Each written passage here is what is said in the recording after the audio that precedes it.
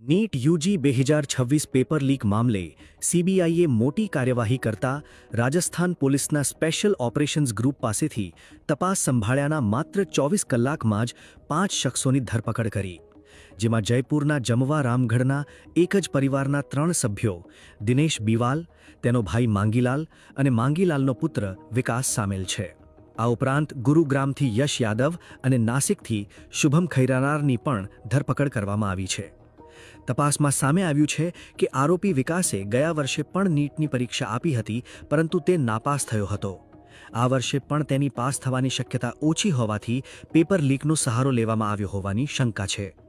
સૂત્રોના જણાવ્યા અનુસાર બીવાલ પરિવાર તપાસના ઘેરામાં એટલે આવ્યો કારણ કે આ પરિવારના 4 બાળકો વર્ષ 2025માં નીટ પાસ કરી ચૂક્યા છે અને હાલ મેડિકલ કોલેજમાં અભ્યાસ કરી રહ્યા છે.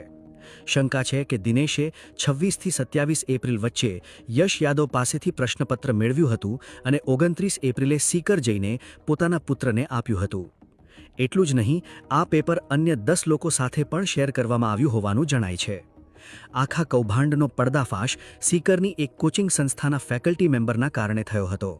તેમણે વોટ્સએપ અને ટેલિગ્રામ પર વાયરલ થઈ રહેલા ગેસ પેપરને જોયું અને જ્યારે જાણવા મળ્યું કે તે અસલી નીટ પેપર સાથે ઘણું મળતું આવે છે, ત્યારે તેમણે તાત્કાલિક નેશનલ ટેસ્ટિંગ એજન્સીને ઈમેલ દ્વારા જાણ કરી હતી.